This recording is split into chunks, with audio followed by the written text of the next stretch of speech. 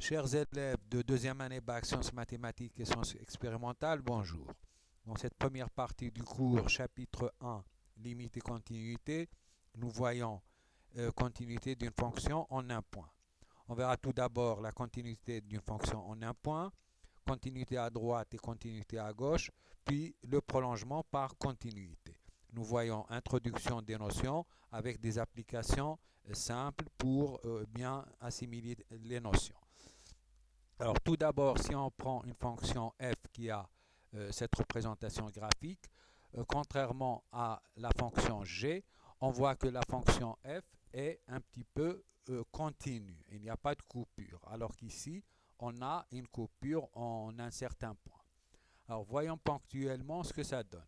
Si on prend un point M0 de la courbe, il a pour abscisse x0 et pour ordonnée f de x0. On voit que quand on s'approche de x0 à droite ou bien à gauche, f de x tend vers f de x0. Donc limite quand x tend vers x0 de f de x est égal à f de x0, on dira que f est alors continu en x0. Ici, en prenant ce point M0, eh bien, il a pour abscisse x0 et pour ordonnée g de x0. On voit que quand on s'approche de x0 à droite, g de x s'approche de g de x0, alors que quand on s'approche de x0 à gauche, g de x tend vers L qui est différent de g de x0. Donc, la limite en x0 de g de x n'existe pas. Alors on dira que g n'est pas continu en x0. Donc la définition, soit f défini sur un intervalle centré en x0 avec x0 appartient à R, on dit que f est continu en x0 si limite quand x tend vers x0 de f de x est égal à f de x0. On fera bien attention, f défini sur un intervalle centré en x0, ça veut dire qu'il y a un intervalle i de la forme x0 moins r, x0 plus r avec r supérieur strictement à 0 qui est inclus dans le domaine de définition et la fonction est définie en x0 contrairement à ce qu'on a vu avec les limites où f peut ne pas être défini en x0. Alors un petit exemple, soit f la fonction définie par f de x égale moins 2x0 moins x plus 1 sur x plus 1 si x différent de moins 1 et f de moins 1 égale à 3. Donc, étudier la continuité de f en moins 1. Alors, je vous rappelle tout d'abord ce qu'on vient de dire, la définition. F est continu en x0, ça veut dire que limite quand x tend vers x0 de f de x est égal à f de x0. Donc, nous allons calculer la limite quand x tend vers x0, c'est-à-dire moins 1, de f de x qui est égal limite quand x tend vers moins 1 de moins 2x au carré moins x plus 1 sur x plus 1. En remplaçant directement, ici on aura moins 1 au carré, c'est 1. Donc on aura moins 2, moins 1, c'est-à-dire plus 1 c'est 0, sur moins 1 plus 1, 0, donc 0 sur 0, forme indéterminée. Donc le polynôme moins 2x au carré moins x plus 1 s'annule en moins 1, donc on peut le factoriser par x moins 1, c'est-à-dire x plus 1. On a l'habitude de factoriser cela facilement. Donc on aura ici un polynôme de degré 1. Donc on aura x plus 1 facteur de quelque chose fois x plus une constante. Alors le coefficient de x on obtient comment? Le coefficient, quelque chose fois x, c'est-à-dire quelque chose fois x au carré, nous donne moins 2x au carré. Donc le coefficient ici, c'est moins 2. Et 1 fois quelque chose doit nous donner 1. Donc c'est plus 1. On simplifie maintenant par x plus 1. On obtient alors limite quand x tend vers moins 1 de moins 2x plus 1 en remplaçant moins 2 fois moins 1 c'est 2, plus 1 c'est 3. Donc la limite est égale à 3 et 3 c'est f de moins 1. Donc est égal à f de moins 1. Ainsi f est continu en moins 1. Revenons maintenant au premier cas où on a vu une fonction qui n'était pas continue. Donc ici, on a limite quand x tend vers x0 de g de x est égal à g de x0. alors que limite quand x tend vers x0 de g de x n'existe pas. Donc on a dit que la fonction n'est pas continue en x0, mais limite quand x tend vers x0 plus de g de x est égal à g de x0, on dira que g est continu à droite en x0. Par contre, limite quand x tend vers x0 moins de g de x est égal à L, qui est différent de g de x0. Donc g n'est pas continu à gauche en x0. Donc la définition, soit x0 appartenant à R, si f est une fonction définie sur un intervalle de la forme x0, x0 plus R, où R est strictement supérieur à 0, c'est-à-dire du côté droit, on dit que f est continu à droite en x0 si limite quand x tend vers x0 plus de f de x est égal à f de x0. Et si f est une fonction définie sur un intervalle de la forme x0 moins R, x0, où R est strictement supérieur à 0, on dit que f est continu à gauche en x0 si limite quand x tend vers x0 moins de f de x est égal à f de x0. Remarquez qu'en x0 ici c'est fermé et là aussi, c'est-à-dire que la fonction est définie en x0. Donc, on a vu l'année dernière que limite quand x tend vers x0 égale L, ça veut dire que la limite à droite et la limite à gauche de g de x sont toutes les deux égales à L. Et donc, limite quand x tend vers x0 de f de x est égal à f de x0 est équivalent à limite quand x tend vers x0 plus de f de x et limite quand x tend vers x0 moins de f de x est égal à f de x0. Donc on en conclut que f est continu en x0, ça veut dire qu'elle est continue à droite et continue à gauche en x0. On écrira cela sous forme de proposition. Donc, si f est une fonction définie sur un intervalle de la forme x0 moins r, x0 plus r, où r est strictement supérieur à 0, f est continu en x0 est équivalent, f est continu à droite et à gauche en x0. Alors prenons un exemple. Si f est la fonction définie par f de x égale valeur absolue de x plus 3x sur x au carré moins 2 valeur absolue de x si x différent de 0 et f de 0 égale 1, étudions la continuité de f en 0. Donc ici, puisqu'on a une valeur absolue, on va d'abord voir la continuité à droite en 0. Donc on va calculer limite quand x tend vers 0 plus de f de x, c'est égal limite quand x tend vers 0 plus de valeur absolue de x plus 3x sur x au carré moins 2 valeur absolue de x.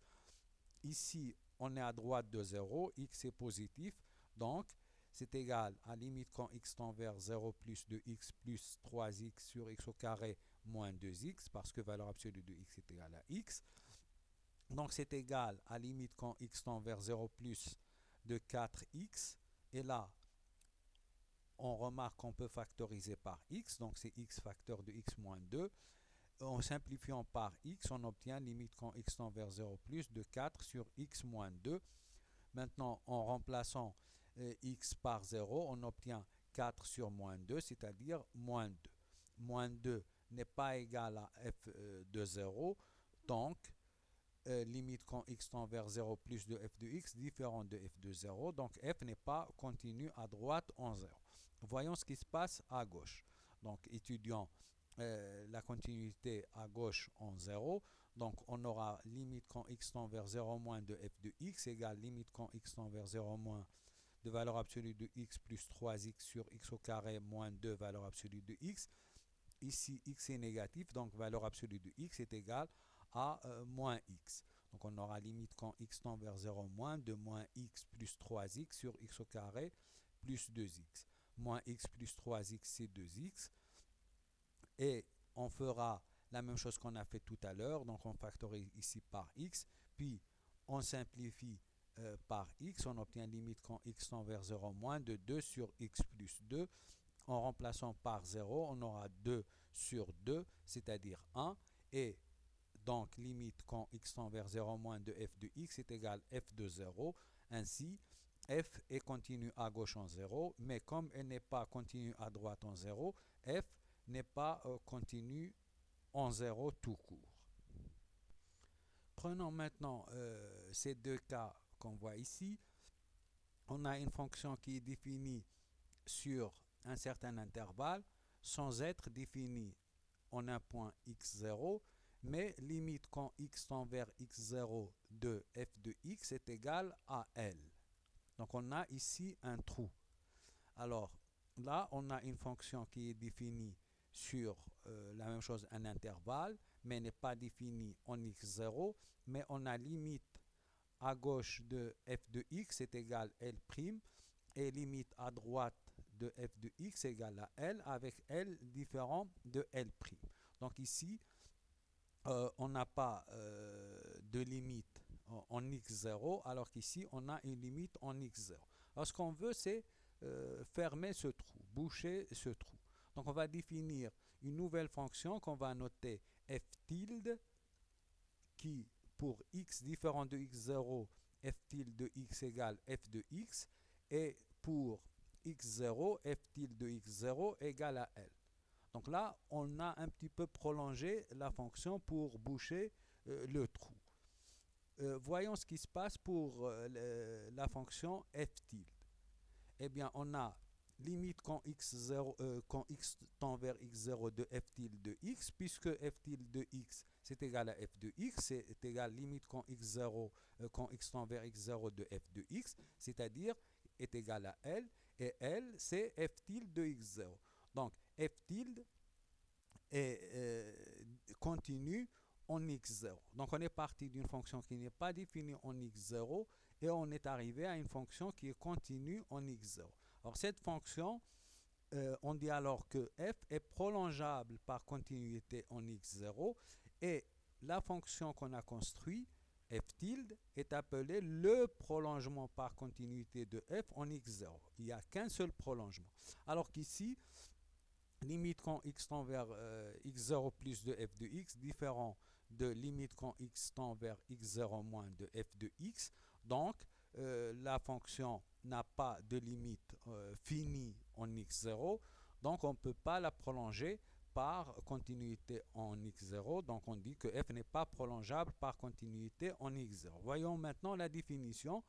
Donc, soit x0 appartenant à R et F, une fonction définie sur un ensemble contenant un intervalle de la forme x0 moins R, x0 moins R, x0 plus R. Là, c'est x0 moins R, x0 plus R. Où R est strictement supérieur à 0 et non défini en x0. Alors, on dit que f admet si f admet une limite finie L en x0, on dit que f est prolongeable par continuité en x0. Il suffit que la limite existe. Et la fonction f tilde définie sur df union x0. Maintenant, on bouche le trou par f tilde de x égale f de x si x différent de x0 et f tilde de x0 égale L est appelé le prolongement par continuité de f en x0. Alors, prenons un exemple ici.